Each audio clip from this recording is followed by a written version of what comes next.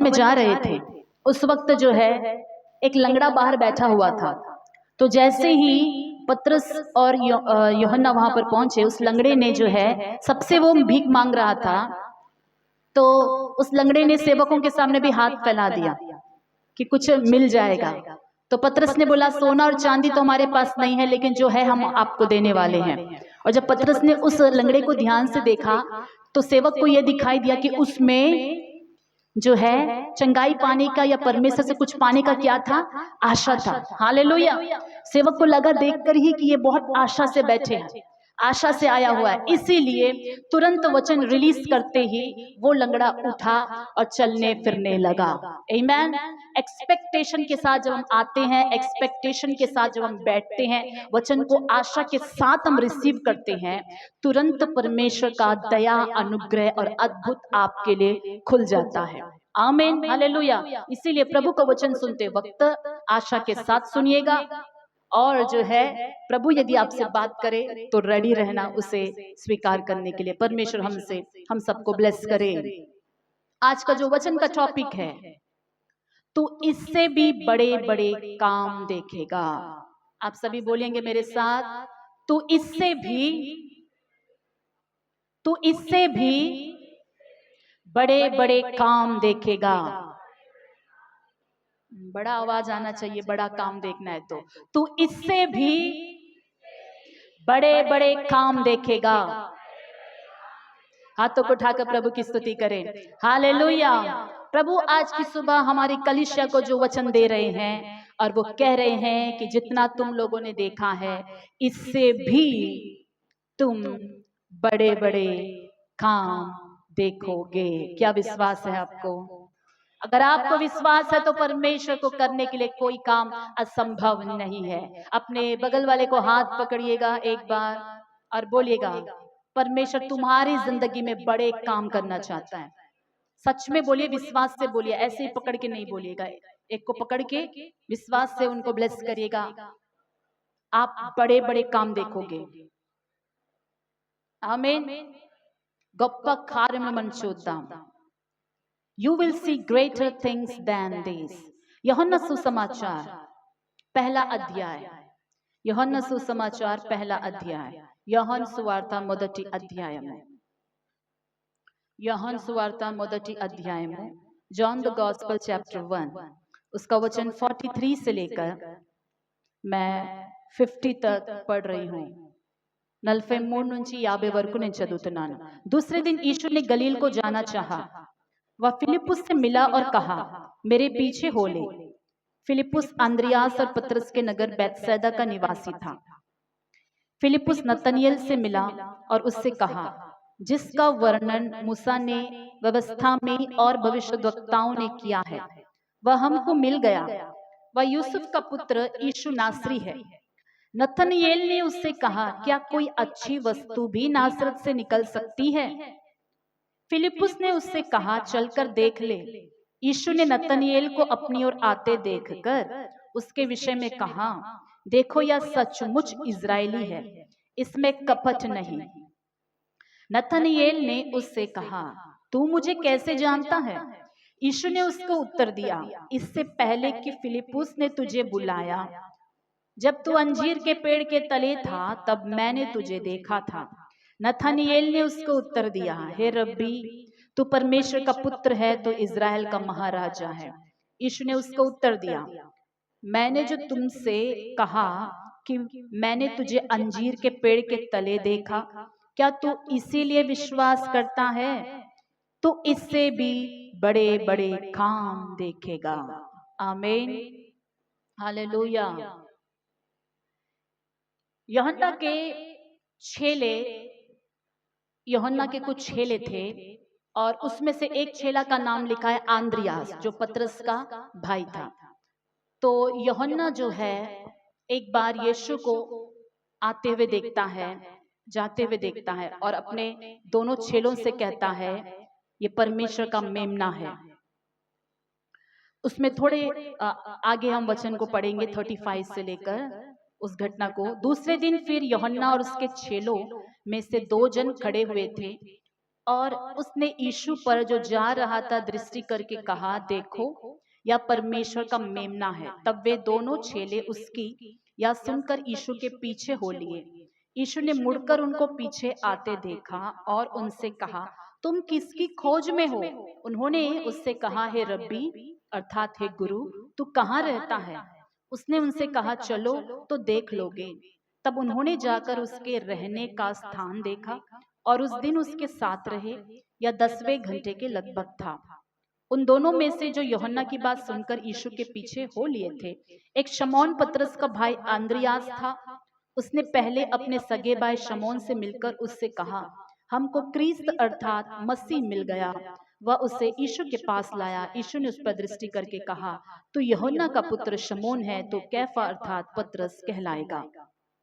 इस पढ़े हुए वचन के भाग में कुल मिलाकर यूहन्ना के अलावा, यीशु के अलावा हम 4 लोगों को हम देखते हैं।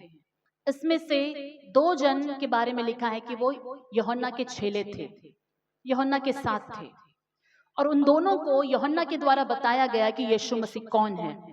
तो जैसे उनको पता चला कि यीशु मसीह परमेश्वर का पुत्र है या आने वाला मसीहा वही है, ये दोनों जो है यीशु मसीह के पीछे जाने लगे। और उनमें से एक अंद्रियास। और उस दिन यीशु कहाँ रहते हैं, उन्होंने उस जगह को देखा, यीशु के साथ वहीं पर रह गए। और यीशु के साथ रहकर अगले दिन वो दोनों चले जाते हैं और अंद्रियास सीधे अपने घर जाता है, अपने भाई के पास, पतरस के पास, और पतरस से कहता है, हम जिनकी तलाश कर रहे हैं ना, वो हमें मिल गया है। वो कोई और नहीं है, वो मसीहा है, वो यीशु मसीह है। देखेंगे 41 फिर से, उसने पहले अपने सगे भाई शमौन से मिलकर उससे कहा, हमको क्रिस्त अर्थात मसीह मिल गया। वह उसे यीशु के पास लाया। हालेलुया, हमें मसीह मिल गया, हमें यीशु मिल गया। और जैसे यीशु अंद्रियास को मिल गया, वो चुप नहीं बैठा, वो अपने भाई को इंट्रोड्यूस कराता है, आओ तुम भी आओ। और पतरस भी यीशु को देखने आया। जैसे यीशु के पास आया, यीशु मसीह ने उसको देखकर कहा, यीशु ने उस पर दृष्टि करके कहा, तू यूहन्ना का पुत्र शमौन है, तू कैफा अर्थात पतरस कहलाएगा। हालेलुया। तो एक भाई दूसरे भाई को मसीह की तरफ लीड करता है। जब उसे मिल जाता है प्रभु, तो अपने भाई को प्रभु के पास लेकर आता है। ये अद्भुत बातों को यहाँ हम देख सकते हैं। अंद्रियास पतरस को ले आता है, और आगे जो अध्याय हमने पहले पढ़ा, वहां पर फिलिपुस नाम का एक चेला था। इसको भी प्रभु ने बैठे हुए देखकर बुलाया कि आ जाओ, मेरे पीछे हो लो। जब फिलिपुस को मालूम चला कि मसीह मुझे मिल गया है, भविष्यद्वक्ताओं की पुस्तक में जो कुछ भी लिखा है एग्जैक्टली वह यही यीशु मसीह है, तो वो भी चुप नहीं रहा। वो भी जाता है अपने मित्र को, जिसका नाम नथनएल है, उसे जाकर बुला लाता है। हालेलुया। जब हमें यीशु मिल जाता है, तो नेक्स्ट काम हमें क्या करना है? घर में बैठकर यीशु को छुपा देना है, गड्ढा खोद के गाड़ देना है? नहीं। जब मिल जाता है तो क्या करना है? सीधे आपके फेवरेट लोगों के पास जाना है, सीधे आपके मित्रों के पास जाना है, सीधे जिनसे आप हर दिन मिलते हो उनके पास जाकर बोलना है कि आज प्रभु ने मुझे ब्लेस किया है। आपको तो यीशु मिलकर कितने साल हो गए हैं, लेकिन अभी तक क्या आप किसी को लेकर भी आए हैं बोलकर कि मुझे यीशु मिल गया, आओ देखने कि वह यीशु कैसे है।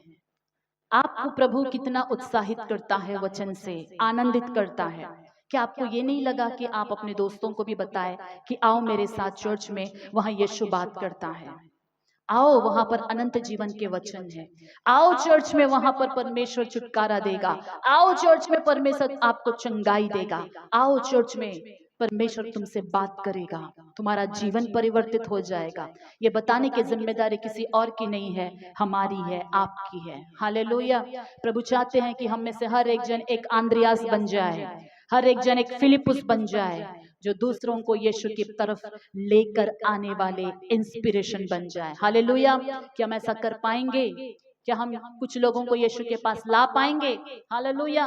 अगर फिलिपुस उस दिन चुप रहता, अगर अंद्रियास चुप रहता, तो कई सारे जो है भलाइयां दूसरों के जिंदगी में होना क्या हो जाता? रुक जाता। जी हाँ, जब हम मुंह बंद करके रहते हैं, किसी को इनवाइट नहीं करते हैं चर्च में, तो बहुतों के जिंदगी में भलाई होना रहता है। प्रभु रखा है भलाई, और वो भलाई क्या हो जाती है, उनकी जिंदगी में होने से रुक जाती है। इसीलिए हम दूसरों के जिंदगी में एक आशीष का कारण बन जाना चाहिए। दूसरों को भी प्रभु की तरफ लाकर उनकी जिंदगी अगर बदल जाए तो और कितना बड़ा अद्भुत हो जाएगा। अंद्रयास ने पतरस को चलाया, लेकिन आपको पता है 12 चेलों में से प्रमुख कौन बन गया? पतरस बन गया। आंद्रियास ने लीड किया था पतरस को, और पतरस जो है मेन बन गया। हमने 2 सप्ताह से हम ध्यान कर रहे हैं कैसे परमेश्वर पतरस के लिए प्रार्थना करता है और उसे कहता है कि जब तू जो है वापस उठेगा तो अपने भाइयों को समझाना। और हम देखते हैं प्रेरितों के काम में कि कैसे जो है पतरस को परमेश्वर सामर्थ्य तरीके से उद्धार का एक पात्र बनाकर इस्तेमाल करता है। हालेलुया। तो उसे कौन लीड करता है? आंद्रियास। क्या आप अपने भाइयों और बहनों और अपने मित्रों के लिए आशीष का कारण बनना चाहते हैं? अगर हम आशीष के कारण बने तो हमारे द्वारा परमेश्वर बहुत कुछ कर सकता है। वापस आएंगे 44। फिलिपुस आंद्रियास और पतरस के नगर बैतसैदा का निवासी था। फिलिपुस नथनिएल से मिला और उससे कहा, जिसका वर्णन मूसा ने व्यवस्था में और भविष्यद्वक्ताओं ने किया है, वह हमको मिल गया। वह यूसुफ का पुत्र यीशु नासरी है। हालेलुया। फिलिपुस को परमेश्वर की व्यवस्था में यीशु मसीह के बारे में मूसा और अन्य भविष्यद्वक्ताओं के द्वारा क्या क्या लिखा गया था, फिलिपुस इस बारे में अच्छी तरह जानता था। आमीन। फिलिपुस व्यवस्था को अच्छी तरह जानता था, इसलिए जब वो यीशु से मिला उसको कंफ्यूजन नहीं हुआ, क्योंकि यीशु को देखते ही वो समझ गया इन्हीं के बारे में तो व्यवस्था में लिखी गई है, वही भविष्यवाणियों के बारे में व्यवस्था में लिखी हुई है। तो वो पूरा एक्यूरेसी के साथ, यानी वो जानकर समझकर वचन को पहचानकर यीशु को अच्छी तरह से जानकर नथनिएल से साफ साफ ठीक ठीक कहता है कि हम जिनके बारे में पढ़ रहे हैं ना बाइबल में, जिसके बारे में मूसा और भविष्यद्वक्ताओं ने लिखा है अपने पुस्तकों में, वह यीशु नासरी हमें मिल गया है। कौन मिल गया है? यीशु नासरी मिल गया है। हालेलुया। यीशु नासरी मिल गया है। जैसे ही नथनिएल ने सुना कि यीशु मसीह परमेश्वर का पुत्र यीशु नासरी है, नथनिएल ने उससे कहा, क्या कोई अच्छी वस्तु भी नासरत से निकल सकती है? फिलिपुस ने यह नहीं कहा कि मुझे यीशु मसीहा मिल गया है। फिलिपुस ने कहा कि मुझे यीशु नासरी, यीशु मसीहा मिल गया। वो कौन है? यीशु नासरी है। जैसे ही नासरी गांव का नाम यीशु के नाम से जुड़ा, तब नथनिएल को डाउट आया, क्या कोई अच्छी बात या कोई गुड न्यूज नासरत से आ सकती है? ठीक है, मसीह मिल गया है, ओके, यीशु मिल गया है, ओके, लेकिन ये यीशु नासरी से कैसे आ सकता है? नजरेत నుండి ఎలాగ వస్తారు యేసు प्रभु? नासरत के गांव से कैसे भली वस्तु कोई अच्छी बात आ सकती है? नथनिएल को तब तक परमेश्वर के वचन का ठीक ठीक ज्ञान नहीं था कि यीशु नासरी भी कहलाएंगे। उसने ऐसा क्यों कहा कि क्या कोई भली वस्तु भी नासरत से आ सकती है? नासरत जो है उसका हिस्ट्री यदि हम देखें, गलील में बहुत सारे बड़े बड़े शहर हैं। गलील का समुद्र और गलील से होकर जो एरिया है, गलील बहुत ही बड़ा प्लेस है, और उस गलील में बहुत सारे डेवलप्ड सिटीज हैं। उसमें से एक सिटी का नाम मैं बता दूं तो कफरनहूम। तो गलील में ही नासरत एक छोटा सा गांव था, और उस गांव में ज्यादा हजारों की संख्या में लोग नहीं रहते थे, कुछ सैकड़ों लोग, 100 के गिनती में 100 कुछ ऐसे लोग ही वहां पर रहते थे। तो यहाँ तक कि जो नासरत है, हिस्टोरियन जोसेफस ने जब गलील के 45 सिटीज को काउंट किया, कि गिनने के लिए सिटीज का काउंट किया गया, उस लिस्ट में नासरत को नहीं गिना गया। क्यों नहीं गिना गया? क्यों? वो कोई फेमस प्लेस नहीं है, एक पिछड़ा हुआ गांव है। कोई नासरत को पूछता ही नहीं है। नासरत कोई चीज के लिए फेमस नहीं है। नासरत में ऐसा कुछ नहीं है कि लोग नासरत को जाकर वहां कुछ देखने भी जाए। एक पिछड़ा, मनुष्यों के द्वारा भी नहीं गिना जाने वाला प्लेस है। और वो एक यहूदियों का गांव है, सिटी भी नहीं है। हम जानते हैं कि इजरायलियों का 12 गोत्र है, और इन 12 गोत्रों को जो है यहोशू ने सबको बांट बांट कर प्लेस दे दिया। जो ये प्लेस गलील का, ये समुद्र का किनारा, ये सब गलील किसको मिला मैं बताती हूँ। जेबुलून और नप्ताली के ट्राइब को समुद्र के किनारे का भाग मिलता है। तो ये नासरत इलाका भी कहा जाता है। जबुलून ट्राइब के लोग ही ज्यादा वहां पर रहते थे, और वहां पर यहूदा गोत्र के भी कुछ लोग रहते थे। तो वो एरिया था, ये कोई चीज के लिए फेमस नहीं था। मत्ती सुसमाचार 4 अध्याय में आएंगे अभी। नासरत के बारे में परमेश्वर के वचनों में कुछ बातों को आज हम देखेंगे। मत्ती सुसमाचार 4 अध्याय, उसका वचन 12 से लेकर 16 तक मैं पढ़ रही हूँ। जब उसने यह सुना कि यूहन्ना बंदी बना लिया गया है, तो वह गलील को चला गया, और वह नासरत को छोड़कर कफरनहूम में, जो झील के किनारे जबूलून और नप्ताली के देश है, जाकर रहने लगा, ताकि जो यशायाह भविष्यद्वक्ता के द्वारा कहा गया था वह पूरा हो। जबूलून और नप्ताली के देश, झील के मार्ग से यरदन के पार अन्य जातियों का गलील। जो लोग अंधकार में बैठे थे उन्होंने बड़ी ज्योति देखी, और जो मृत्यु के देश और छाया में बैठे थे उन पर ज्योति चमकी।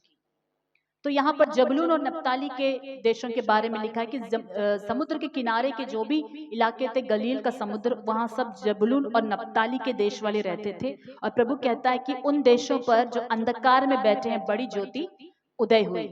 जबकि बाकी इन कफरनहूम ये सब ऑलरेडी जो है बड़े बड़े सिटी थे, लेकिन अंधकार में लोग थे। तो यीशु मसीह के आने के द्वारा उन अंधकार में भरे हुए बैठे हुए लोगों पर उजाला चमका, ज्योति उनके जीवन में आ गई। अब देखेंगे लूका सुसमाचार में आएंगे। लूका सुवार्ता, लूका सुसमाचार 1 अध्याय, लूका सुसमाचार 1 अध्याय, उसका वचन 26 से मैं पढ़ रही हूँ। 26 నుండి చదువుతున్నాను।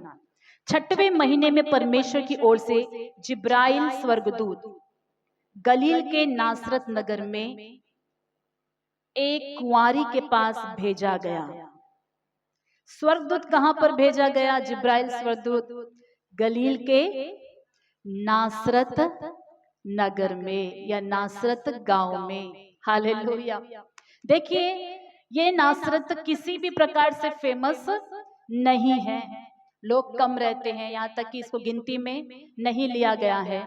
लेकिन जब परमेश्वर का उद्देश्य किसी व्यक्ति के जीवन में होता है, चाहे वो व्यक्ति कहीं पर भी बैठा हो, किसी गांव में बैठा हो, किसी कोने में बैठा हो, राइट टाइम जब आता है, परमेश्वर अपने भविष्यद्वक्ता को या अपने स्वर्गदूत को उसके पास संदेश देने के लिए भेजता है।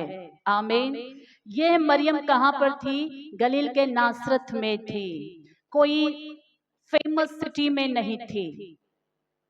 वो बैतलहम में नहीं थी, यहूदा के बैतलहम में नहीं थी। वो नासरत में रहने वाली एक आम, एक मिडिल क्लास फैमिली की एक कुंवारिन थी। लेकिन उसी नासरत में जो है परमेश्वर ने किसको भेज दिया? जिब्राइल स्वर्गदूत को एक कुंवारी के पास भेजा गया, जिसकी मंगनी यूसुफ नामक दाऊद के घराने के एक पुरुष से हुई थी। उस कुंवारी का नाम मरियम था। हालेलुया। यूसुफ भी जो है उसी नासरत का रहने वाला था। सेम प्लेस में दोनों रहते थे, दोनों का एंगेजमेंट हो गया। इन दोनों को नहीं पता था कि परमेश्वर का महान उद्देश्य उनके जिंदगी में उनके द्वारा होने वाला था। हालेलुया। दोनों को नहीं पता था कि समथिंग ग्रेट उनके फ्यूचर के लिए परमेश्वर ने छुपा कर रखा है। नासरत से कोई भली वस्तु कैसे आ सकती है? नासरत के लिए कोई बड़ा बड़ा फेमस भविष्यवाणियों को भी हम बाइबल में नहीं देखते हैं। गलील के किनारे जबूलून और नप्ताली के देशों के बारे में भविष्यवाणी यशायाह भविष्यद्वक्ता ने अपने पुस्तक में लिखा है, लेकिन अलग से नासरत में उजाला चमकेगा ऐसा लिखा गया नहीं है। लेकिन यह तो लिखा है कि वह नासरी कहलाएगा। पर किसी लोगों ने उस वचन के ऊपर, भविष्यवाणी के ऊपर ध्यान ही नहीं दिया। हालेलुया। नासरी कहलाएगा, इसका अर्थ किसी ने समझा नहीं। सोचे कि नासरी कहलाएगा यानी वो नाजिर कहलाएगा, क्योंकि पुराने नियम में नाजिर किसको कहते हैं? जो अपने आप को जो है परमेश्वर के लिए, उनके काम के लिए अपने जीवन को अर्पण कर लेते हैं, ऐसे को क्या कहते हैं? नाजिर कहते हैं। शायद कुछ लोगों ने नाजिर समझ लिया था, वो नासरी कहलाएगा। लेकिन किसी को ये नहीं पता था कि परमेश्वर की योजना उस छोटे से इलाके में रहने वाले इस मरियम और यूसुफ के ऊपर कई दिनों से थी। हालेलुया। क्योंकि प्रोफेसी तो मरियम पैदा होने से पहले और यूसुफ पैदा होने से पहले कई सालों पहले ही आ गई थी कि एक कुंवारी गर्भवती होगी। मरियम के ऊपर परमेश्वर का उद्देश्य, मरियम इस पृथ्वी में आने के सैकड़ों साल पहले परमेश्वर ने नियुक्त कर दिया था। हालेलुया।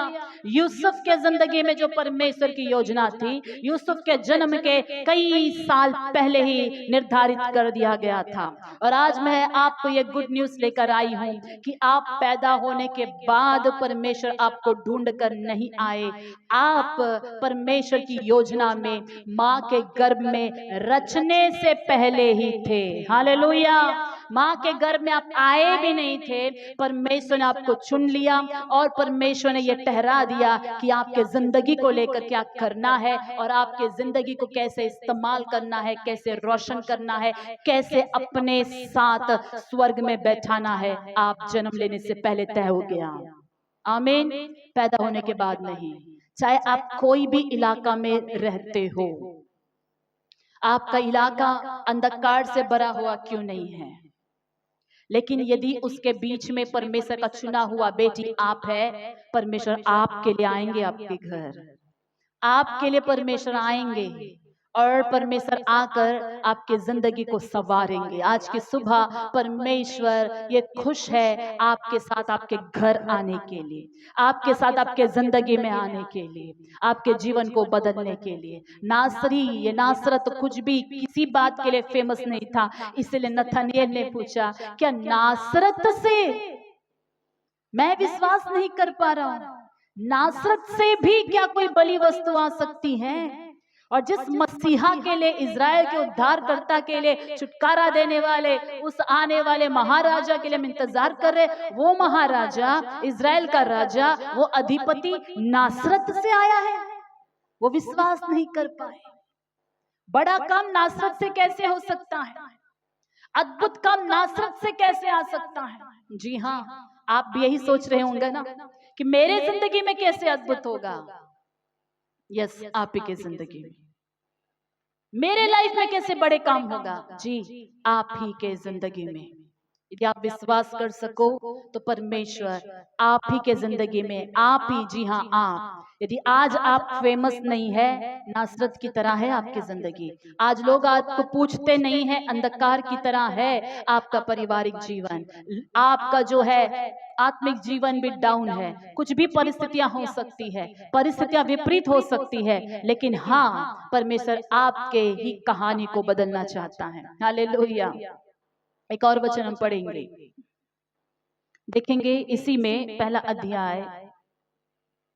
जब मरियम से सारी बातें परमेश्वर स्वर्गदूत कह चुका और अंत में कहता 37, क्योंकि जो वचन परमेश्वर की ओर से होता है वह प्रभाव रहित नहीं होता। मरियम नासरत में है तो इसकी वजह से मरियम के लाइफ में कहा हुआ वचन प्रभाव रहित हो जाएगा, ऐसा नहीं है। आप छोटे इलाके में रहते, ऑर्डिनरी फैमिली में रहते, इसलिए परमेश्वर का वचन आपकी जिंदगी में प्रभाव रहित हो जाएगा, ऐसा कुछ नहीं है। हालेलुया। आप कहीं पर भी हो, यदि आप परमेश्वर की वाणी को सुनकर विश्वास करने वाले लोग हैं, तो परमेश्वर का वचन जो कहा गया है आपके जिंदगी में प्रभाव रहित नहीं होगा। वो आपके जिंदगी में प्रभाव को लेकर आएगा और आपके जिंदगी में अद्भुत कार्यों को कर सकता है परमेश्वर का वचन। जितने लोग विश्वास करते हैं कि परमेश्वर आज की सुबह मुझसे बात कर रहा है कि उनका वचन प्रभाव रहित नहीं होना है, तो आपको परमेश्वर के वचन जो अब निकल कर आ रहा है उस पर विश्वास करना है कि प्रभु आपकी जिंदगी में कुछ तो प्रभावशाली कार्य को वो करना चाहता है। Hallelujah, hallelujah. लूका सुसमाचार उसका 4था अध्याय में आएंगे। लूका सुसमाचार 4था अध्याय, 4 अध्याय, वचन 16 से लेकर 23 तक। फिर वह नासरत में आया जहां पाला पोसा गया था, और अपनी रीति के अनुसार सबत के दिन आराधनालय में जाकर पढ़ने के लिए खड़ा हुआ। यशायाह भविष्यद्वक्ता की पुस्तक उसे दी गई और उसने पुस्तक खोलकर वह जगह निकाली जहां यह लिखा था, प्रभु का आत्मा मुझ पर है, इसलिए कि उसने कंगालों को शुभ समाचार सुनाने के लिए मेरा अभिषेक किया है, और मुझे इसलिए भेजा है कि बंदियों को छुटकारे का, अंधों को दृष्टि पाने का शुभ समाचार प्रचार करूं, और कुचले हुओं को छुड़ाऊं, और प्रभु के प्रसन्न रहने के वर्ष का प्रचार करूं। तब उसने पुस्तक बंद करके सेवक के हाथ में दे दी और बैठ गया, और आराधनालय के सब लोगों की आंखें उस पर लगी थी। तब वह उनसे कहने लगा, आज ही यह लेख तुम्हारे सामने पूरा हुआ है। हालेलुया। इन बातों को कई बार हम अलग तरीके से ध्यान किए थे। आज मैं उस भविष्यवाणी के बारे में तो नहीं बोलने वाली हूँ। प्रभु का वचन में हमने पढ़ा, यीशु मसीह कहते हैं, आज ही यह लेख तुम्हारे सामने पूरा हुआ। और कहां पर खड़े होकर प्रभु ये वचन बोल रहे हैं? वचन 16 में हमने क्या पढ़ा? वह नासरत में आए जहां वे पाले पोसे गए थे। यीशु मसीह नासरत में ही पैदा हुए, नासरत में बड़े हुए, बेथलेहम में वो पैदा हुए, और नासरत में उनका जो अपना माँ का और पिता का जो प्लेस है वहां पर वो पाले पोसे गए, और अपनी रीति के अनुसार सबत के दिन आराधनालय में जाकर पढ़ने के लिए खड़े हुए। तो ये आराधनालय कहाँ पर था? नासरत का एक आराधनालय था। हालेलुया। नासरत के आराधनालय से एक बड़ी भविष्यवाणी जो यीशु के लाइफ के ऊपर थी, उन्होंने उस भविष्यवाणी को यशायाह की पुस्तक लेकर उन्होंने पढ़ा, और नासरत में रहकर वो बोल रहे हैं कि आज ये भविष्यवाणी तुम लोगों के सामने ही, यही नासरत में यह भविष्यवाणी पूरी हुई है। आमीन, हालेलुया। परमेश्वर का वचन, प्रभु की भविष्यवाणियां, जी हाँ, जैसे प्रभु ने कहा है वैसा ही आपके लाइफ में जहां आप रहते हैं, हमारी कलीसिया में, इसी अबर्डेंट रिवाइवल मिनिस्ट्री में पूरा होने जा रहा है। आमीन। परमेश्वर की एक भी बात झूठी नहीं है, परमेश्वर का एक भी वचन झूठा नहीं है। जो कुछ भी परमेश्वर ने हमारी कलीसिया के लिए किया है भविष्यवाणी के रूप में, जो कुछ भी हम एक्सपेक्ट कर रहे हैं अपने लाइफ के लिए, परमेश्वर उसे पूरा करने में समर्थ है। आमीन, हालेलुया। आगे वचन को देखेंगे, वापस आएंगे यूहन्ना सुसमाचार पहले अध्याय में। क्या कोई अच्छी वस्तु भी नासरत से निकल सकती है? अब आपको क्या कहना है? परमेश्वर के लिए कोई काम क्या नहीं है? असंभव नहीं है। क्या कोई अच्छी बात मेरे लाइफ में हो सकती है? कितने लोगों को ऐसा लगता है? क्या कोई अच्छा गुड न्यूज मेरे लाइफ में हो सकता है? ఏదైనా మంచి కార్యం నా కుటుంబంలో జరగగలుగుతాదా? क्या कुछ भलाई मेरे लाइफ में हो सकती है? कई बार हम परिस्थितियों में हार मान लेते हैं कि और कुछ बचा ही नहीं है। आपकी जिंदगी भी नासरत की ही कहानी जैसी रही होगी। लोग देखकर बोल रहे हैं क्या नासरत में भी कुछ अच्छा हो सकता है?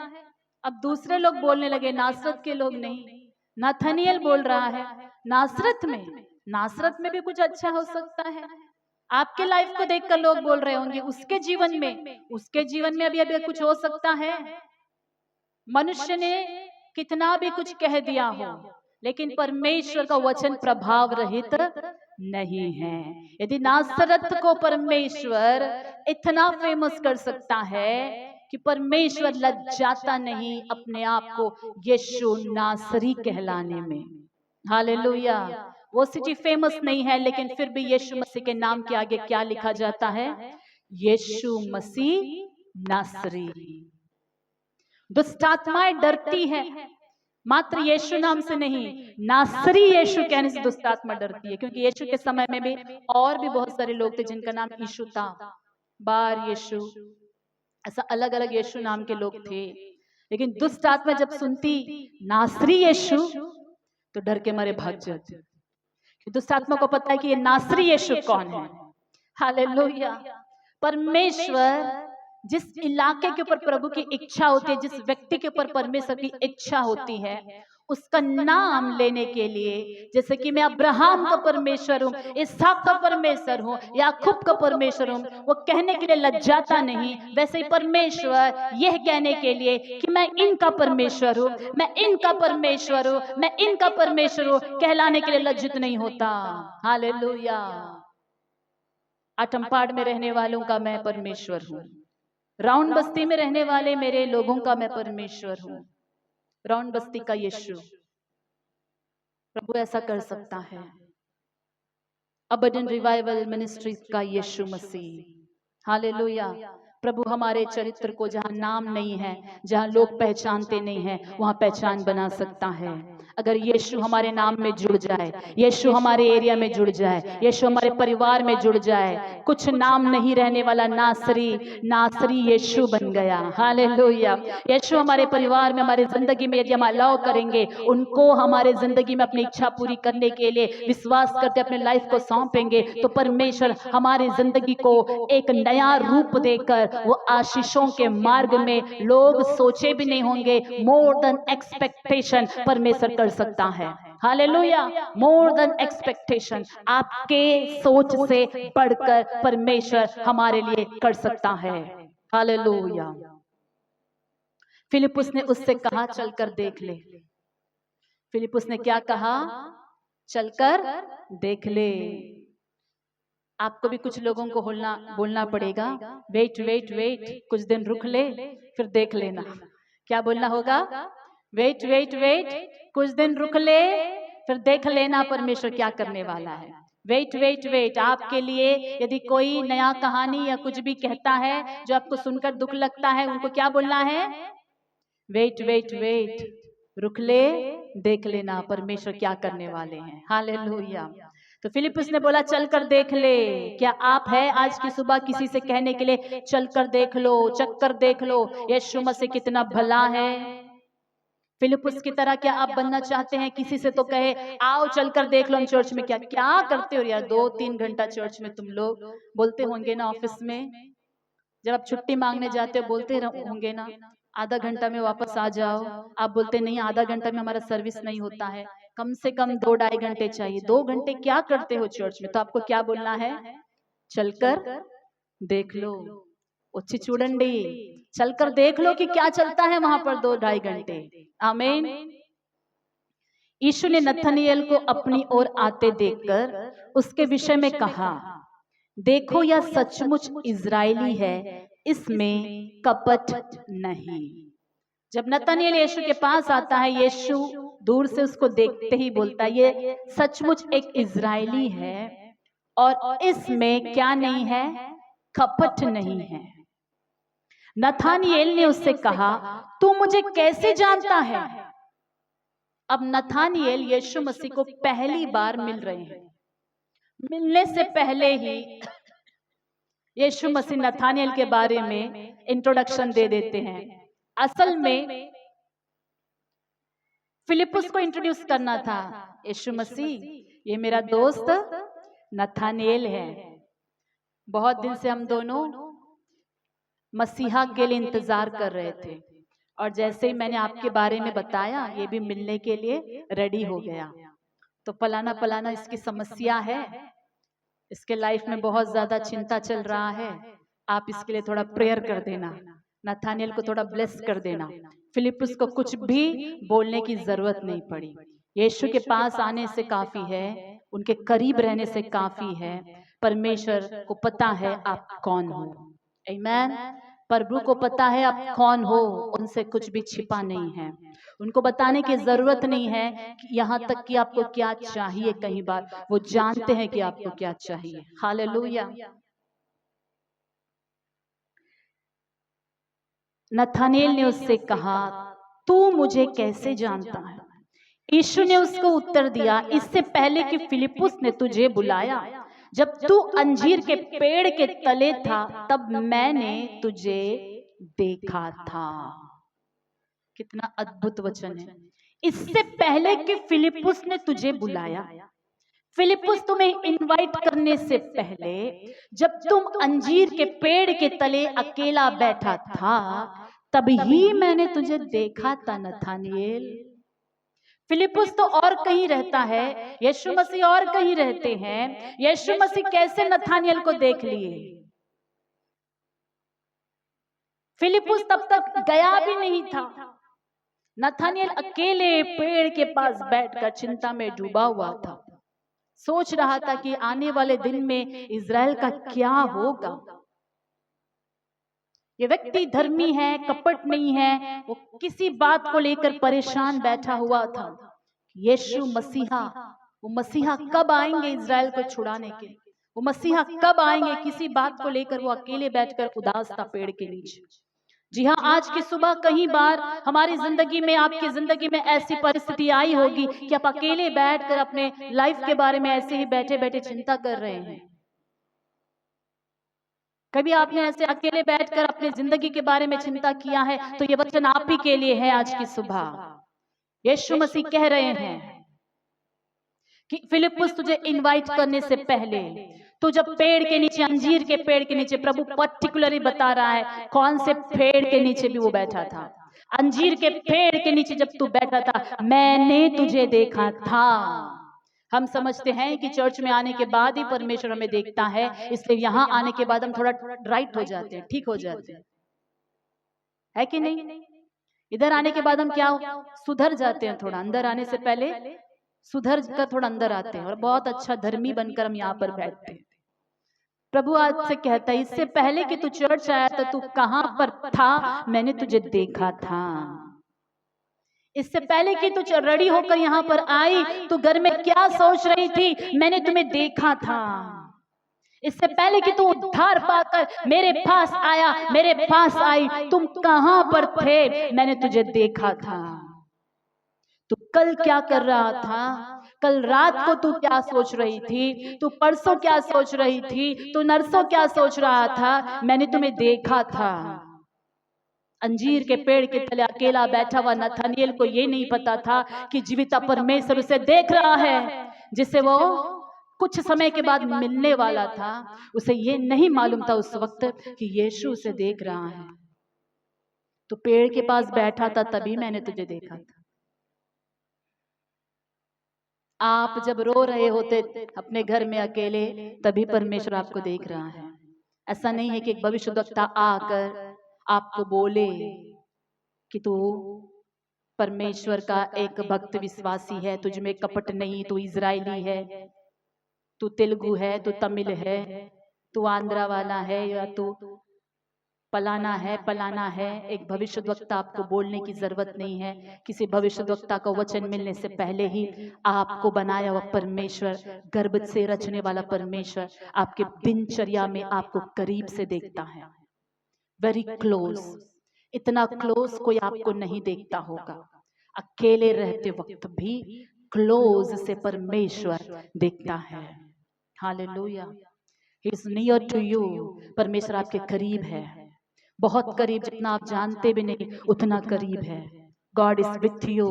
हाथों को उठाकर क्या स्तुति कर सकते हैं इस बात के लिए कि परमेश्वर आपके साथ है।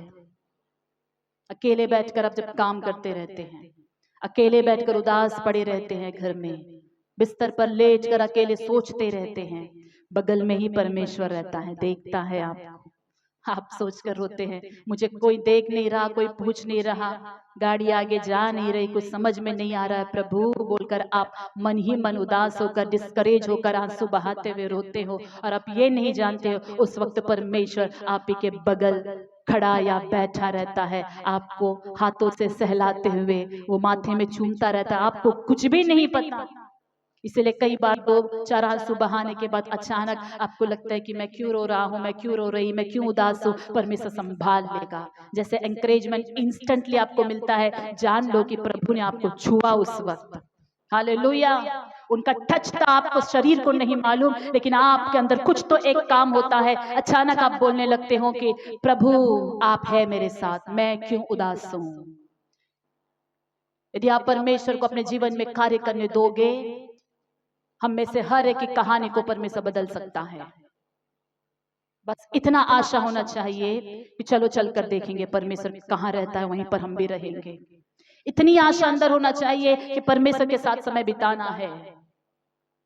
जो परमेश्वर आपको आगे ले चलना चाहता है, उस परमेश्वर को छोड़कर दूर भागेंगे तो क्या कुछ भला काम हमारे जिंदगी में होगा? आप बोलिएगा।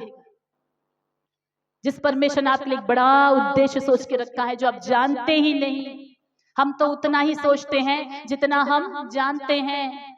अपने परिस्थितियों के हिसाब से एक छोटा सा पिक्चर अपने लाइफ के लिए हम कल्पना कर कर रखते हैं।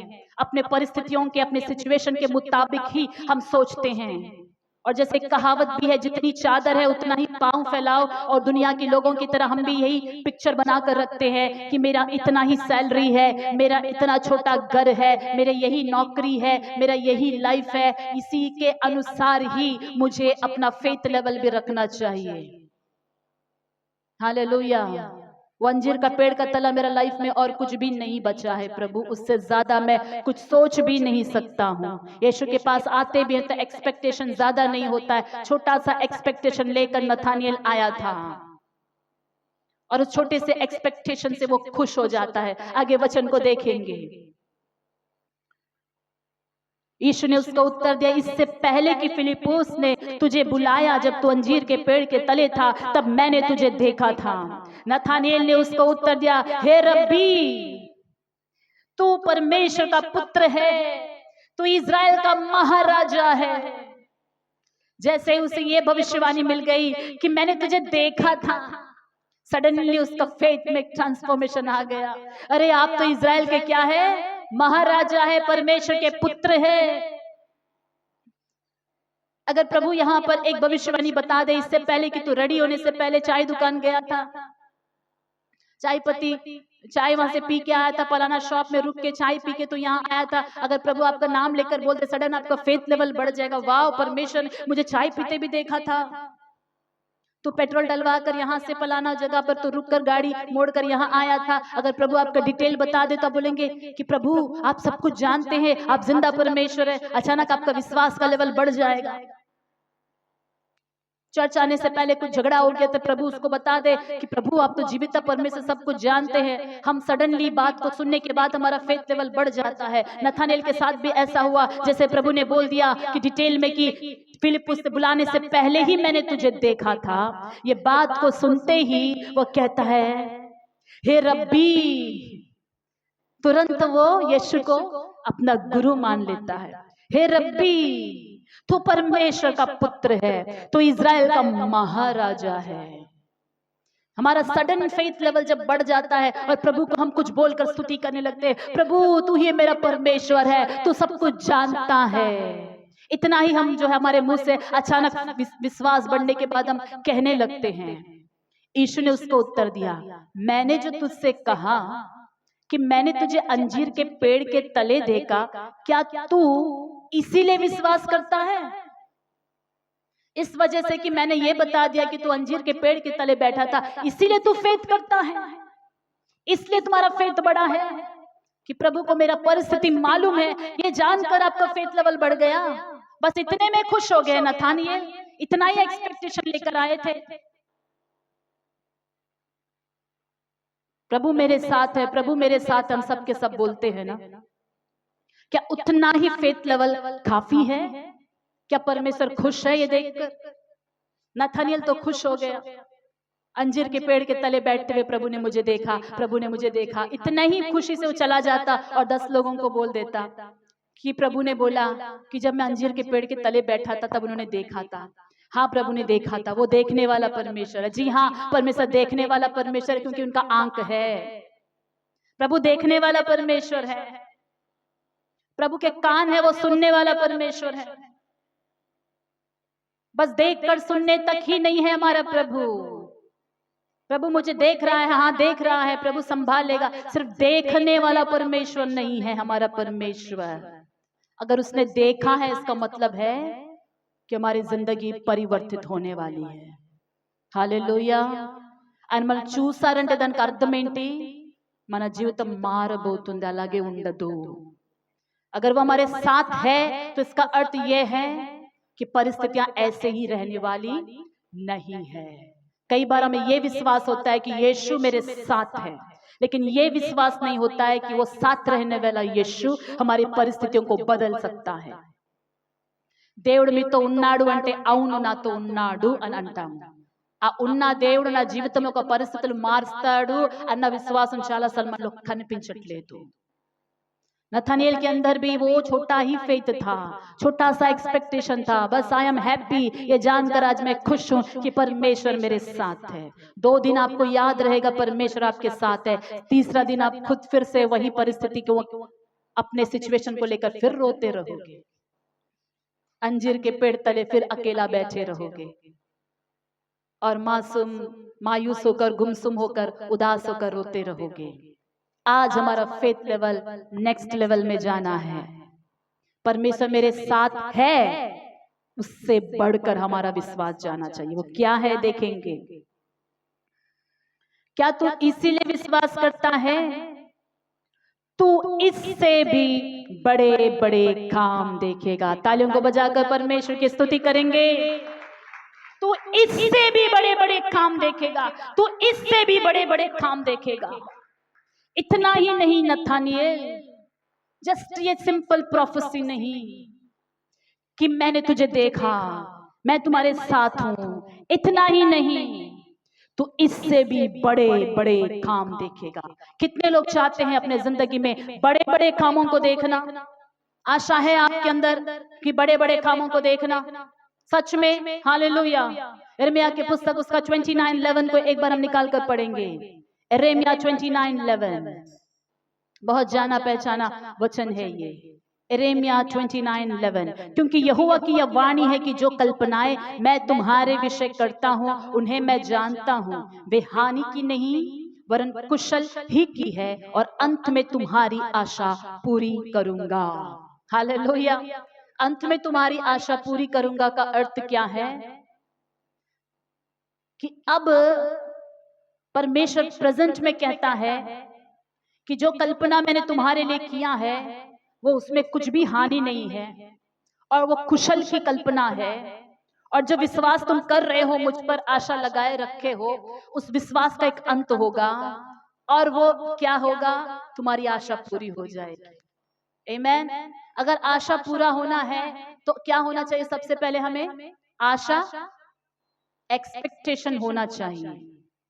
अपने बगल वाले से पूछेगा एक बार, do you have any expectation? क्या तुम्हें कुछ आशा है भी? पूछिए, क्या आशा है? आशा नदंडी अड़गंडी आशा है? क्या बोला उन्होंने? है बोला। आज हमारा आशा बढ़ना है, एक्सपेक्टेशन बढ़ना है। देखिए, जब तक हम एक्सपेक्ट नहीं करेंगे हम कुछ हासिल नहीं करेंगे। దేవుడు నాతో ఉన్నాడు, దేవుడు नातो ఉన్నాడు, बस यही बात बोलते रहे, अद्भुत नहीं होगा। ध्यान से सुनिएगा मेरी बातों को। परमेश्वर मेरे साथ है बोलने से अद्भुत नहीं होगा। आपको एक्सपेक्ट करना होगा, एक्सपेक्ट करना होगा। क्या आप चाहते हो? आपसे जितना हो सकता है एक्सपेक्ट करो परमेश्वर से। प्रार्थना करने वाले हर एक को एक्सपेक्ट करना होगा, एक्सपेक्ट के साथ प्रार्थना करना है, एक्सपेक्टेशन के साथ इंतजार करना है कि मेरे लिए ये कुछ बड़ा काम होने वाला है। वो बड़ा क्या है उसको क्लियर से आप देखना चाहिए। आमीन। इस महीने का वाचा को एक बार हम पढ़ेंगे क्या वाचा थी इस महीने हमारा? किसी को याद है? आयुब 8वां अध्याय 7वां वचन, प्रभु ने अक्टूबर महीने का वाचा हमें दिया। क्या वाचा दिया? पढ़िएगा एक जन जोर से। आयुब 8 उसका 7। वाचा याद नहीं है तो एक्सपेक्टेशन कैसे रहेगा बोलिए? आयुब में हमने देखा था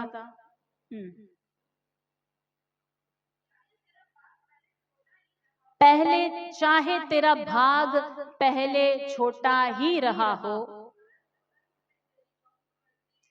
परंतु अंत में तेरी बहुत बढ़ती होगी। हालेलुया।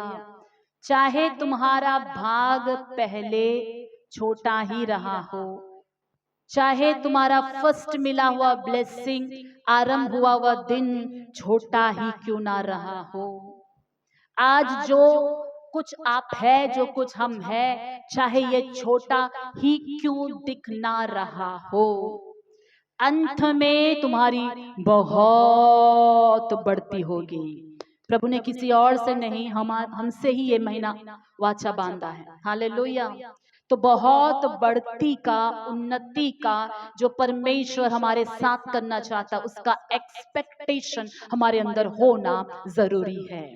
इसलिए इब्रानियों की पत्रिका 6 अध्याय 11वां अध्याय उसका 6 वचन कहता है, परमेश्वर के पास आने वालों को क्या करना चाहिए? सबसे पहले या विश्वास करना चाहिए कि परमेश्वर है। वहीं से नहीं रुका। हाँ परमेश्वर है ही नहीं, पर अपने मांगने वालों को क्या देता है बोलिए? प्रतिफल देता है। ये विश्वास होना चाहिए। क्या आपके अंदर एक्सपेक्टेशन है? आज आपका चित्र को बदलना है। परमेश्वर चाहते हैं कि हम अपना चित्र को बदले, हम अपना चित्र को बदले, थोड़ा ऊंचा सोचे, ऊंचा सोचे। पहला पत्रस में आएंगे एक बार, पहला पत्रस उसका 2रा अध्याय, మొదటి पेतरू 2 अध्यायము, ये भी जाना माना वचन है। उसका वचन मैं 9 पढ़ रही हूँ। पर तुम एक चुना हुआ वंश और राजपदधारी, याजकों का समाज और पवित्र लोग और परमेश्वर के निज प्रजा हो, इसलिए कि जिसने तुम्हें अंधकार में से अपनी अद्भुत ज्योति में बुलाया है, उसके गुण प्रकट करो। परमेश्वर के गुण क्या है? प्रभु प्रेमी है, प्रभु राजाओं का राजा है। उनके गुण क्या है? प्रभु छुटकारा देने वाला है, चंगा करने वाला है, बचाने वाला परमेश्वर है, क्षमा करने वाला परमेश्वर है। तो उनका क्षमा हमारे अंदर से वो गुण प्रकट होना है। ये बातें अलग है, लेकिन उसके ऊपर क्या लिखा है? तुम एक चुना हुआ वंश हो, यू आर चोजन जेनरेशन। आपको चुन लिया है परमेश्वर ने, आपको चुन लिया है। आप ही को नहीं, आपके वंश को चुन लिया है और कह रहा है कि तुम एक चुना हुआ वंशज हो। आगे कहता है तुम राजपदधारी, याजकों का समाज हो। तुम्हें ऐसे समाज हो, ऐसे याजकों का समाज हो जो रॉयल है। आमीन। हम क्या है बोलेंगे? इंग्लिश में क्या बोलते हैं इसको? Royal priesthood. प्रीस्टहुड को थोड़ा बगल रखेंगे तो क्या है हम? बोलिए फर्स्ट, बोलिए हम रॉयल है। थॉट्स कैसे होना चाहिए? एक्सपेक्टेशन भी रॉयल की तरह होना चाहिए। विश्वास भी कैसा होना चाहिए? रॉयल होना चाहिए। बातें भी कैसा होना चाहिए? सुनिए, सबके सब सुनिएगा, बातें कैसे होना चाहिए? रॉयल। रॉयल గా ఉండాలి మన మాటలు, మన విశ్వాసం రాయల్ గా ఉండాలి, మన ఎక్స్పెక్టేషన్ రాయల్ గా ఉండాలి।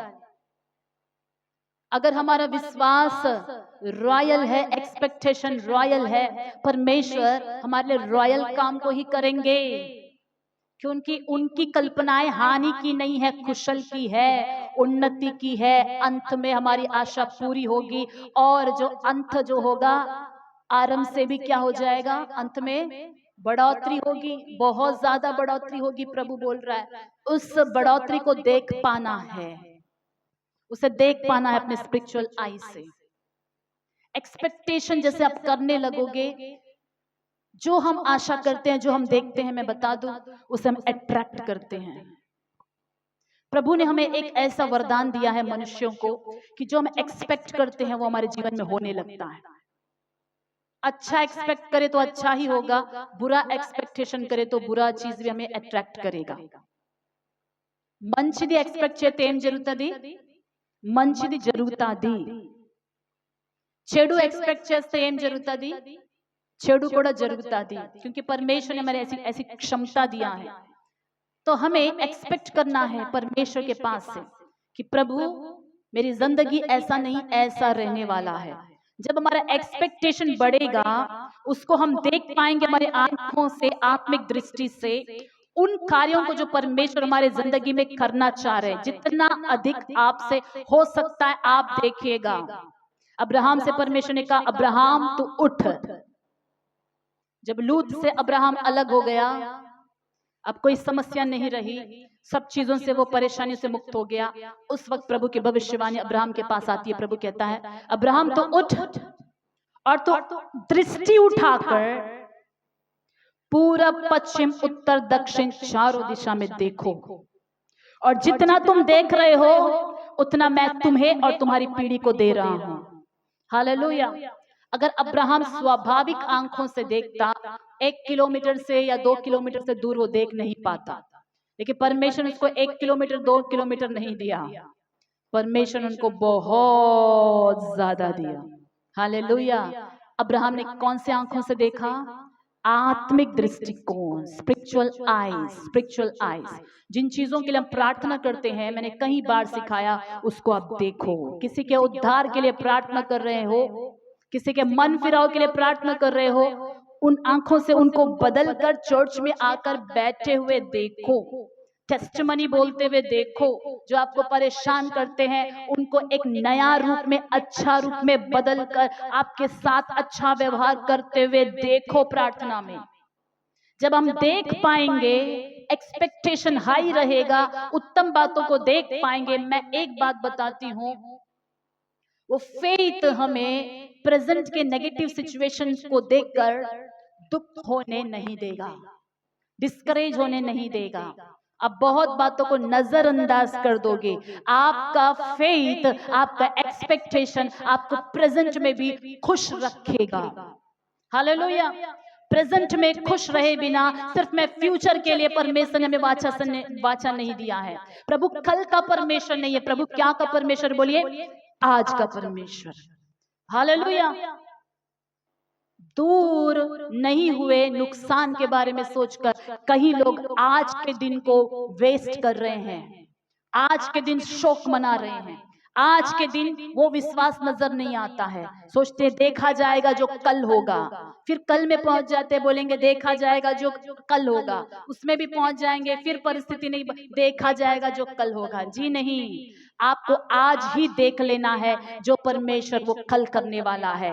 तब परमेश्वर का दैविक शांति, दैविक आनंद और एक ऐसा हियाव आपके अंदर आएगा जिससे आप आनंद के साथ आज को बिता पाएंगे। इसलिए एक भक्त लोगों ने ऐसे कुछ बातों को कहा है कि डेस्टिनेशन पहुंचने के बाद नहीं, जब जर्नी में है तभी जर्नी का आनंद उठाओ। हालेलुया। हम मान लेते हैं कि हम कहीं जाने वाले हैं घूमने के लिए, पिकनिक, और डेस्टिनेशन जाने तक चुप से रास्ता में आप बैठे रहो, उतना आनंद आपको सडनली उतरने के बाद कुछ मिलने वाला नहीं है। रास्ता भर में गाना गाते हुए, एंजॉय करते हुए जो जाता है वो उस दिन बहुत आनंद उठाता है कि नहीं? पिकनिक जाने वाले को पता रहेगा। वो रास्ता भर में मुंह लटकाए बैठ के पहुंचने के बाद अचानक हम पहुंच गए, क्या हो सकता है? ये नहीं होने वाला। जर्नी को एंजॉय करना है। You are on the way to better future. तो अब इस मार्ग में रहते हुए इस मार्ग में आनंद उठाना है। डेस्टिनेशन पहुंचे नहीं है, मार्ग में हल्लेलुया स्तुति करते हुए आनंद उठाना है, क्योंकि हमें पता है कि जिस तरफ हम जा रहे हैं वो बढ़िया तरफ हम जा रहे हैं। दिन बीतते बीतते, अरे अक्टूबर आ गया, दुख होने की जरूरत नहीं है। और 2 महीने में नवंबर खत्म, दुख होने की बात नहीं। मेरी माँ बोल रही थी, और 2 महीने में साल बीतने इतना जल्दी जल्दी जा रहा है। मैंने बोला अच्छी बात है, जल्दी जल्दी जा रहा है, क्योंकि हम परमेश्वर के कार्यों की तरफ जल्दी जल्दी पहुंच रहे हैं। हालेलुया। प्रभु के कार्यों की तरफ हम तेजी से दौड़ रहे हैं, प्रभु के राज्य की तरफ तेजी से दौड़ रहे हैं। दिन तेजी से जाने दो। Enjoy today. आज प्रभु में आनंदित हो जाइएगा। प्रभु ने नथानियल से कहा, तो इससे भी बड़े बड़े काम देखेगा। तू इससे भी बड़े बड़े काम देखेगा। उन बड़े बड़े कामों को देखने की शक्ति हमें चाहिए। एक्सपेक्टेशन बदलना चाहिए। जितना आपका एक्सपेक्टेशन रहेगा, परमेश्वर ऐसे लोगों के लिए डोर ओपन करेगा। आप जिस भी फील्ड में हो, आत्मिक जीवन का हो, पारिवारिक जीवन का हो, फ्यूचर का हो, कुछ भी एक्सपेक्टेशन आपके अंदर है, उसके लिए आप प्रार्थना कर रहे हैं, उसकी घोषणा कर रहे हैं, उसे देख पा रहे हैं, उसको विश्वास कर पा रहे हैं, ऐसे लोगों के लिए ही दरवाजा खुलेंगे। लेकिन जो लोग कोई एक्सपेक्टेशन रखे बिना बस प्रभु मेरे साथ है और कोई चित्र नहीं है, आपका चित्र आपके सामने मन की आंखें ब्लैंक है, फ्यूचर ब्लैंक है, तो फ्यूचर कुछ भी नहीं रहेगा। बहुत लोगों का स्पिरिचुअल लाइफ में फ्यूचर के प्रति क्या नहीं है, कुछ भी नहीं है, चित्र नहीं है, ब्लैंक है। ब्लैंक पिक्चर मत रखिए, क्योंकि आपकी शक्ति से नहीं प्रभु करने वाला, विश्वास करने वालों के लिए परमेश्वर करने वाला है। हालेलुया। हमारी आशा से बढ़कर करने वाला है, इससे भी बढ़कर प्रभु ने बोला तुम बड़े बड़े कामों को देखोगे। इससे भी अभी तक नहीं देखा है, कोई बात नहीं, इससे बढ़कर देखोगे। परमेश्वर जब आपको देगा तो बड़ा देगा। बहुत अद्भुत कार्यों को परमेश्वर हमारी जिंदगी में करना चाहता है। हमारा दृष्टिकोण बदलना है।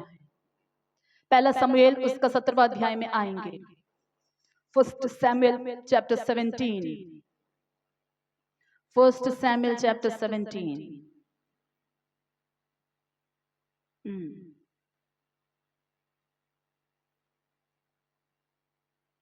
उसका वचन में 41 से कुछ वचनों को पढ़ रहे। फलिस्ती चलते चलते दाऊद के निकट पहुंचने लगा, और जो जन उसकी बड़ी ढाल लिए था वह उसके आगे आगे चला। जब फलिस्ती ने दृष्टि करके दाऊद को देखा तब उसे तुच्छ जाना, क्योंकि वह लड़का ही था और उसके मुख पर लाली झलकती थी और वह सुंदर था। तब फलिस्ती ने दाऊद से कहा, क्या मैं कुत्ता हूं कि तू लाठी लेकर मेरे पास आता है? तब फलिस्ती अपने देवताओं के नाम लेकर दाऊद को कोसने लगा। गोलियात नाम का ये फलिस्ती जो 9 फुट का था, राक्षस था, बलिष्ठ था। पूरे इज़राइल में एक व्यक्ति भी इस मनुष्य का सामना करने का हिम्मत किसी के अंदर नहीं था। ट्राई करते थे, लेकिन जब वो बाहर आता उसे देखकर भाग जाते थे। राजा शाऊल तक इस व्यक्ति का सामना नहीं कर पाया। कोई भी इस व्यक्ति से लड़ नहीं पा रहा था। अब एक छोटा लड़का आता है दाऊद, हाइट भी कम है और बस लड़का है, यंग लड़का, और उसके ब्यूटी के बारे में गोलियात एक्सप्लेन करता है। देखिएगा, जब फलिस्ती ने दृष्टि करके दाऊद को देखा तब उसे तुच्छ जाना, क्योंकि वह लड़का ही था और उसके मुख पर लाली झलकती थी और वह सुंदर था। दाऊद के चेहरे पर क्या झलकती थी? बोलिए। लाली, यानी he was looking, he was so cute। English में बोलते तो बहुत क्यूट था। अब एक लड़का क्यूट रहेगा तो लड़ पाएगा? बोलिए। क्यूट लड़के युद्ध कर पाएंगे? गंभीर होना चाहिए। उसकी पर्सनालिटी में कोई गंभीरता नहीं थी, बहुत क्यूट सा दिखता था, लाली झलकती थी, एकदम टेंडर एज, छोटा सा दिख रहा था। तो उसको देखते ही फलिस्ती ने तुच्छ समझा, परिस्थिति के हिसाब से डिस्क्वालीफाई हो गया, तुच्छ समझा गया। इससे पहले आगे भी हम पढ़ेंगे तो शाऊल ने भी उसको सेना का वस्त्र पहनाकर देखा, युद्ध करने के वस्त्र को। दाऊद उसे संभाल नहीं पाया, वो वेट भी उठा नहीं पाया, और ड्रेस पहनते वो झुक गया, चल भी नहीं पाया। उसने बोला ये सब मुझे आदत नहीं है, निकाल दो, मेरे ड्रेस में मैं कंफर्टेबल हूं, कुछ मैं नया नहीं कर सकता। ठीक है, बड़ा बड़ा बात कर रहा है। शाऊल ने बोला ठीक है, तुम्हारी मर्जी, तुम लड़ना चाहते हो तो लड़ो। एक व्यक्ति का भी सपोर्ट दाऊद को उस दिन नहीं था कि तुम कर सकते हो बोलने वाला, एंकरेजिंग वाला कोई नहीं था। कोई नहीं लड़ सकता, दाऊद तुम ही लड़ सकते। आपको पता है इजराइल, पूरे इजराइल देश में जब पहली बार शाऊल को चुना गया तो उस भीड़ में उस दिन जो इकट्ठे थे उनके बीच में सबसे हाई पर्सनैलिटी किसका था? शाऊल का था। देखकर ही सब बोल सकते हैं ये राजा है, लेकिन उसका अपोजिट है दाऊद का लाइफ। शमूएल जाता है अभिषेक करने के लिए, तो बाकी सारे भाइयों का अभिषेक करते करते करते करते ऑलमोस्ट कर ही दिया था पर्सनैलिटी देखकर, लेकिन जब दाऊद आया तो उसको ऐसा लगा ही नहीं देखकर कि इसे परमेश्वर चुन सकता। कोई क्वालिटीज बाहरी रूप से नहीं थी, लेकिन समथिंग उसके अंदर था। तो क्या था पता है?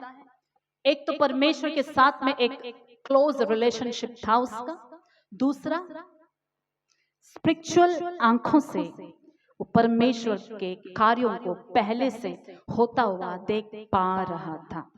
एक्सपेक्टेशन दाऊद का क्या था बोलिए? हाई था। जिस परमेश्वर की वो आराधना करता था उसको पता था कि वो परमेश्वर के लिए कोई काम असंभव नहीं था। उसका पर्सनल लाइफ में जो परमेश्वर के साथ उसने समय बिताया, उससे उसने ऐसा अपने आप को ट्रेन किया कि मेरा परमेश्वर इतना पावरफुल है कि वो मुझे लेकर वो कुछ भी कर सकता है। उसने अपने फेथ लेवल को ऐसा डेवलप किया और 2-3 टेस्ट उसके लाइफ में आए, शेर आया, भालू आया, उसने उन पर जीत हासिल कर दिया। अब स्लोली ग्रेजुअली उसका अथॉरिटी, स्पिरिचुअल अथॉरिटी बढ़ गया। अब उस वहां तक पहुंच गया कि मेरा परमेश्वर कुछ भी कर सकता है। हालेलुया। लेकिन देखने वालों को क्या लग रहा है? चेहरे पर लाली झलक रही है। कई बार आपके अंदर छुपा हुआ परमेश्वर का सामर्थ्य ऊपर से देखकर किसी को पता नहीं चलता। आपके पर्सनैलिटी से लोग धोखा खा जाएंगे। ये तो छोटा बच्चा है, ये तो छोटी लड़की है, ये लोग तो ऑर्डिनरी फैमिली है, ये छोटी सी कलीसिया है। लेकिन बात छोटा और बात बाहर से दिखने वाली ताकत पर निर्भर नहीं करता। बात आपकी छोटी नौकरी और छोटा सैलरी पर निर्भर नहीं करता। बात तो उस महान परमेश्वर की है जो आपके अंदर है। हालेलुया। बात हमारी परिस्थिति का नहीं है, बात किसका है बोलिए? सेनाओं का यहोवा। बात उस परमेश्वर का है। बात हमारी शक्ति पर, हमारी ताकत पर नहीं है, आपकी क्वालिफिकेशन पर नहीं है बात, आपकी बुद्धि पर नहीं है बात। बात यह है कि क्या आप जानते हो कि कौन सा परमेश्वर की आप आराधना कर रहे हो? क्या आपको वो विश्वास है? क्या आप उनको जानते हो? क्या उनसे क्लोज हो? क्या उनसे एक्सपेक्टेशन रखे हो? कई बार हम गलत लोगों से एक्सपेक्टेशन करते हैं, इसलिए हमें मिलता नहीं है कि फलाना मनुष्य के साथ दोस्ती करेंगे तो ये हमारा काम निकल कर आ जाएगा। कई बार फेवर ऑफ मैन अच्छा होता है, फेवर ऑफ मैन हमें चाहिए, मनुष्यों की दया हमें चाहिए, इट्स गुड, लेकिन एक्सपेक्टेशन मनुष्यों से मत करिएगा। आशा मनुष्यों पर मत रखिएगा। आशा तो एक ही पर होना चाहिए, परमेश्वर पर होना। He can do. उनके लिए उम्र मायने नहीं रखती, उनके लिए क्वालिफिकेशन मायने नहीं रखती, उनके लिए आपका पैसा मायने नहीं रखता, उनके लिए आपकी पर्सनालिटी मायने नहीं रखती। उनके लिए ये मायने रखता है कि आपके अंदर बड़ा काम देखने का और पाने का कितना विश्वास है और उस बड़े परमेश्वर पर आपका विश्वास कितना है। हालेलुया। तब आगे हम वचन में देखते हैं, तब फलिस्ती ने दाऊद से कहा, क्या मैं कुत्ता हूं कि तू लाठी लेकर मेरे पास आता है? तब फलिस्ती अपने देवताओं के नाम लेकर दाऊद को कोसने लगा। अच्छा से आप प्रभु के लिए आगे बढ़ना चाहते थे, किसी ने अपने देवता का नाम लेकर आपको कोस दिया, श्राप दे दिया। कई लोग वहीं पर रुक जाते हैं। इतने बड़े व्यक्ति ने श्राप दिया है, अब तो ये फल के रहेगा। दाऊद झोला लेकर वापस नहीं आ गया। अरे सुबह सुबह श्राप मेरे को दे दिया फलिस्तियों के सरदार ने, अभी श्राप मेरे ऊपर फल जाएगा। अपने देवताओं का नाम ले लेके क्या क्या बोल दिया है। दाऊद इन सारे चीजों को पार कर गया था, फेथ में ये सब चीजें पार कर गया।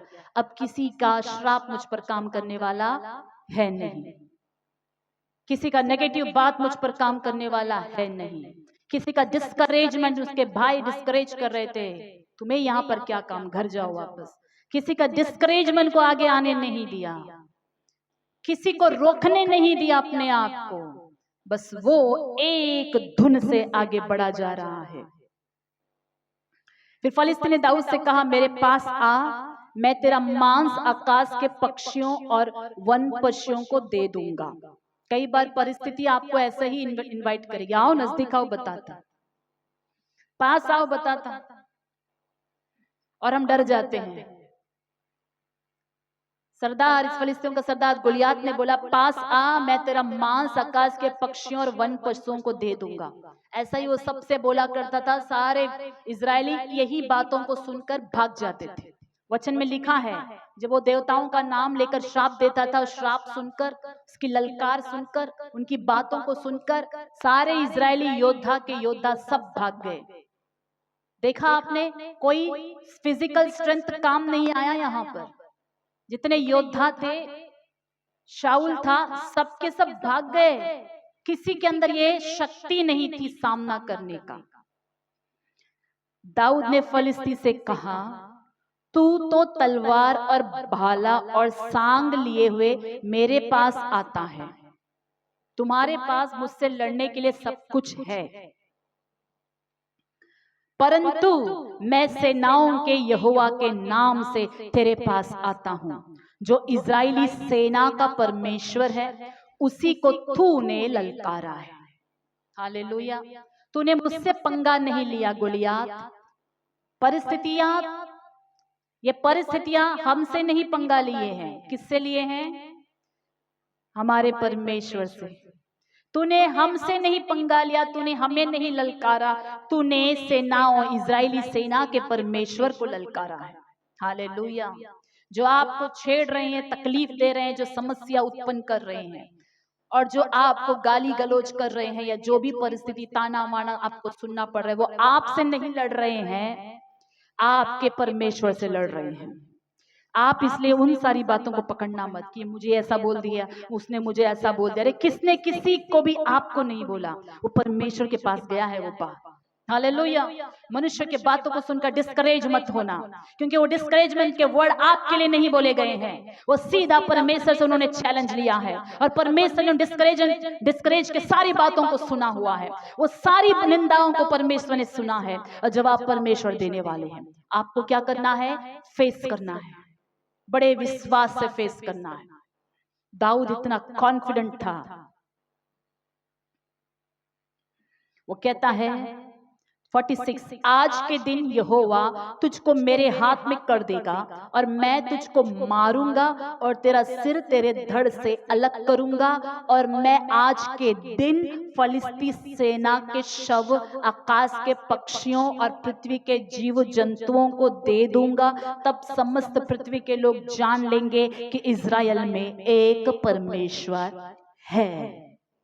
युद्ध करने से पहले युद्ध में क्या क्या होने वाला है, क्लियर से दाऊद बोल रहा है। हालेलुया। क्यों? उसने पिक्चर पहले ही देख लिया। कैसे दाऊद को पता? क्या समूएल आकर दाऊद को प्रोफेसी करके बताता है कि दाऊद तुम जीत लोगे युद्ध, तुम उसका गला काट लोगे,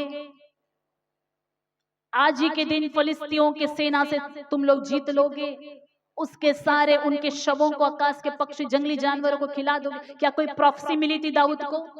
नो, नहीं मिली थी। लेकिन ये व्यक्ति वेल प्रिपेयर्ड था इस समय के लिए। ये व्यक्ति क्या था बोलिए? उस परिस्थिति को फेस करने के लिए तैयार था। यही तैयारी हमें चाहिए। आमीन। बोलिए, हमें तैयारी चाहिए। एक उत्तम भविष्य को पाने के लिए हमें तैयारी चाहिए। क्या चाहिए हमें? यदि हम तैयार हैं तो परमेश्वर दरवाजों को खोलकर हमें इस्तेमाल करेगा। यदि हम तैयार हैं तो परमेश्वर हमारे जो करना है वो करेगा। यदि हम तैयार ना हो तो कार्य नहीं होंगे। दाऊद उस दिन तैयार था, इसलिए काम हुआ। तो प्रिपरेशन जरूरी है। एनी टाइम परमेश्वर अद्भुत कर सकता है। सोचकर हर एक दिन का जो अब टाइम है, ये जर्नी पीरियड है, इसे हमें दिया गया, तैयार होने के लिए दिया गया समय है। सोचना है, ये तैयारी का समय है, सोचना है। अचानक एक दिन में कुछ प्रमोशन आने वाला नहीं है।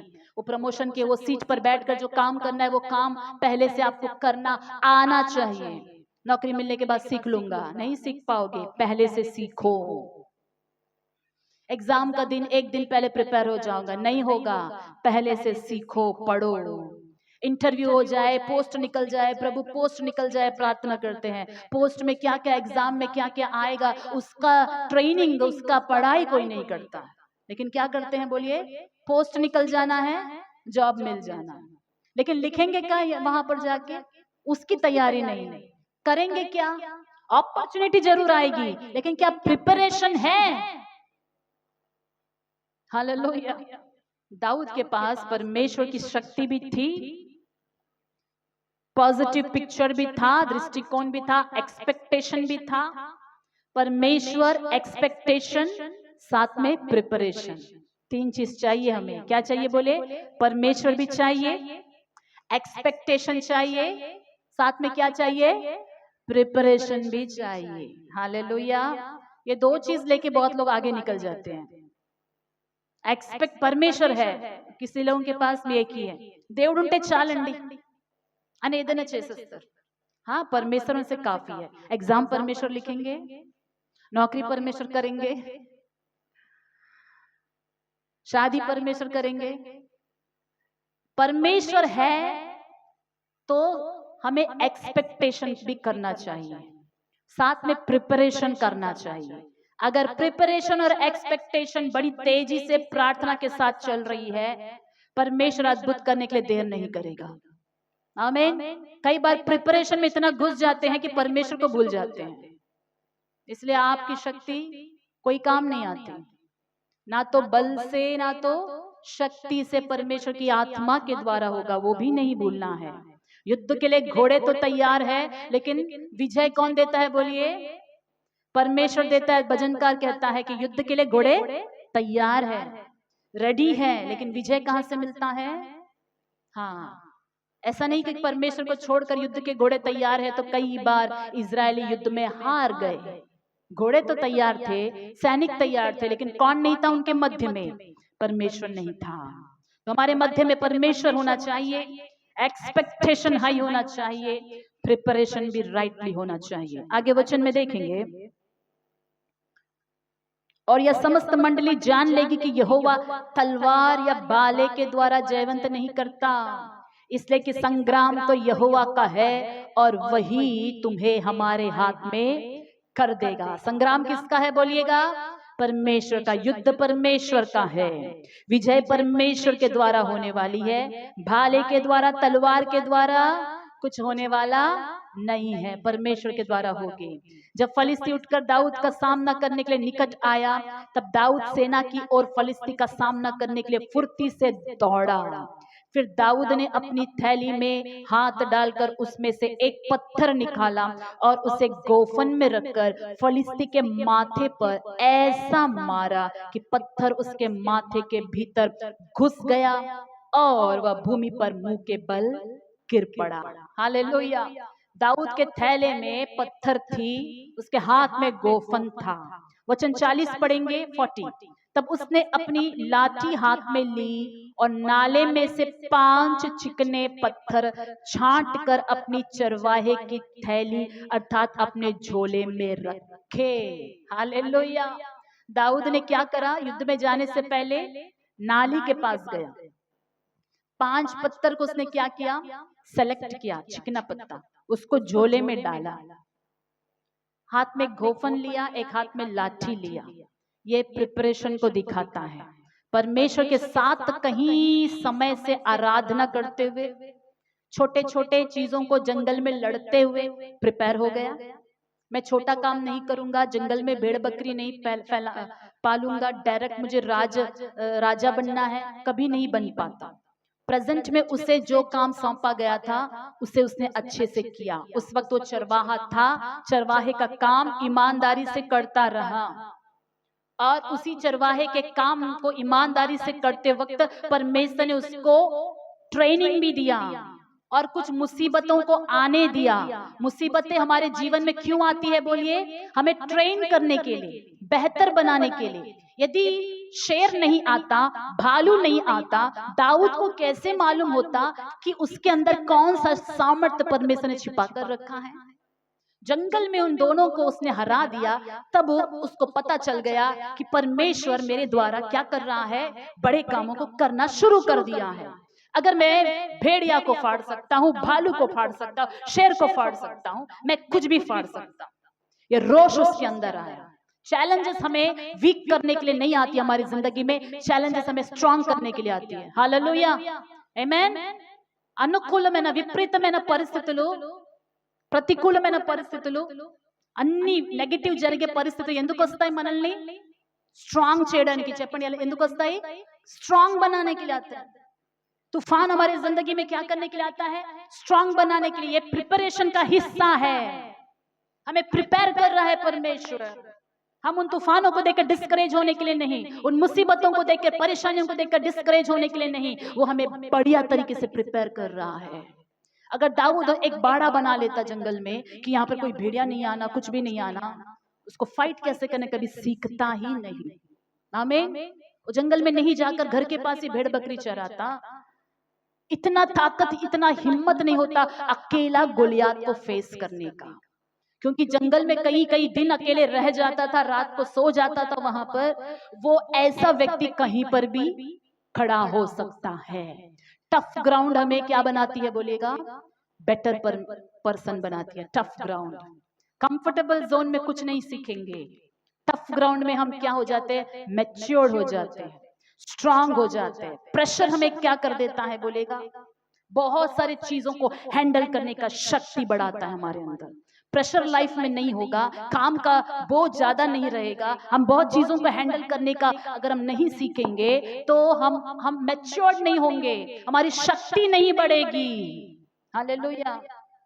होटल में 10 आइटम बनाने वालों को एक बड़ी आइटम बनाओ बोलने से इजीली बना देंगे, है कि नहीं? 10 चीजों को काम आपको सौंपा जाता है, आप वो ये भी करते, वो भी करना, ये भी करना, वो भी करना। इससे आपका मैच्योरिटी बढ़ता है। जब आपको कोई एक काम सौंपता है, आप बड़ी आसानी से कर लेते हो। प्रभु आपको प्रिपेयर कर रहा है, प्रभु आपको प्रिपेयर कर रहा है, प्रभु आपको प्रिपेयर कर रहा है। प्रिपेयर हो जाइएगा, प्रार्थना के द्वारा प्रिपेयर हो जाइए। जो पढ़ाई करते हैं वो अच्छी पढ़ाई के द्वारा प्रिपेयर हो जाइए, अच्छे गुणों के द्वारा प्रिपेयर हो जाइए। एक्सपेक्टेशन हाई रखिएगा, परमेश्वर हमें बेहतर देगा, तो इससे भी बड़े बड़े कामों को देखेगा। आमीन। और दाऊद ने आगे उस गोलियात को मार डाला। एक पत्थर के वार से, दाऊद का एक पत्थर का वार था, उसने वो स्लिंग शॉट, उसने वो स्लिंग मारना उसने अच्छा से सीख के रखा था प्रिपरेशन में। जंगल में स्लिंग शॉट गुलेल मार के भगाता था भेड़ियों को, लोमड़ियों को, जंगली जानवरों को। कुछ भी साउंड आने से क्या करता था? गुलेल, गोफन चलाता था। और वो निशाना इसीलिए परफेक्ट रहा। 2-4 मौका नहीं मिलेंगे, एक ही मौका मिल सकता है। उस एक अपॉर्चुनिटी के लिए भी क्या होना है? बेहतर तरीके से तैयार हो जाना। कुछ लोग बस तुक्का मारने के लिए एग्जाम लिखते हैं, सभी लिख रहे हैं, हम लोग को भी क्या करना है? बैठ के एक संडे में एब्सेंट करके जाके एग्जाम लिख के आ जाते हैं। लेकिन पूछा कि कुछ पढ़ाई की है, टाइम कहाँ है? फिर क्यों एग्जाम लिखा? ऐसे सब लिखते हैं, तो सब लिखते हैं तो हम भी लिखे, बूढ़े होने तक लिखते रहेंगे, कुछ होने वाला नहीं है। लिखने से पहले क्या करना चाहिए बोलिए? प्रिपेयर होना चाहिए, कोचिंग कोचिंग ज्वाइन होना है, पढ़ना है, मेहनत करना है। तब जो एक मौका आएगा, एक पत्थर से ही काम हो जाएगा। गोलियात पीछे गिरना था ना पत्थर लगते ही, लेकिन परमेश्वर ने उसको एक दिया पीछे से। सामर्थ्य पत्थर में नहीं थी। आमीन। उसको ये दाऊद अपना पाठ कर रहा था, परमेश्वर अपना पाठ कर रहा था। अगर हम अपना पाठ करने के लिए तैयार है, परमेश्वर अपना पाठ करेगा। हालेलुया। एक दिया परमेश्वर ने पीछे से, ठम, मुंह के बल गिरा। एक पत्थर से 9 फुट का आदमी मर गया। सुन के शर्म भी आना चाहिए। फलिस्तियों को बैठ के डिस्कस करने का टाइम भी नहीं था कि सारी सेना उसी दिन खत्म होगी। बाकी भाई लोग ने ऐसा क्या पत्थर है इजराइल में, एक पत्थर से मर जाते हैं लोग। डायनामाइट लगा के रखा था, कुछ चीज चिपका के रखा था, उसमें वो फूटा, अंदर जाके ब्लास्ट हुआ, कुछ नहीं। पत्थर में कुछ नहीं रखा है, डालने वाले के विश्वास में, जिस पर विश्वास रखे उसने मारा, उस पर निर्भर करता है। हालेलुया। మన విశ్వాసంపై ఆధారం ఉన్నది దేవుని యొక్క కార్యములు, परमेश्वर का कार्य। पेन को अनॉइंट करके प्रेयर करवा के एग्जाम लिखने से प्रतिफल मिल जाएगा, कुछ लोग सोचते हैं। पढ़ते नहीं है लेकिन किसको प्रेयर करवाते हैं बोलिए? पेन प्रेयर करवाते हैं। पेन प्रेयर करवाने से नहीं होगा। पहले क्या करना है? प्रभु के साथ अच्छा रिश्ता बनाओ और अच्छा से मेहनत करो, पढ़ो, फिर प्रेयर करवाओ, फिर लिखो, सब बातें मिलकर भलाई उत्पन्न करेगी। हालेलुया। तो हमारा पाठ हमें करना है, परमेश्वर का पाठ परमेश्वर करेंगे। वापस आते हैं हम उस वचन में, पढ़कर समाप्त कर दूंगी। 50। यीशु ने उसको उत्तर दिया, मैंने तुझसे कहा कि मैंने तुझे अंजीर के पेड़ के तले देखा, क्या तू इसीलिए विश्वास करता है? तू इससे भी बड़े बड़े काम देखेगा। आइए हम सभी उठकर खड़े हो जाएंगे। परमेश्वर हमारी जिंदगी में अब तक जो परमेश्वर ने किया है उससे भी बड़े बड़े कामों को करना चाहता है।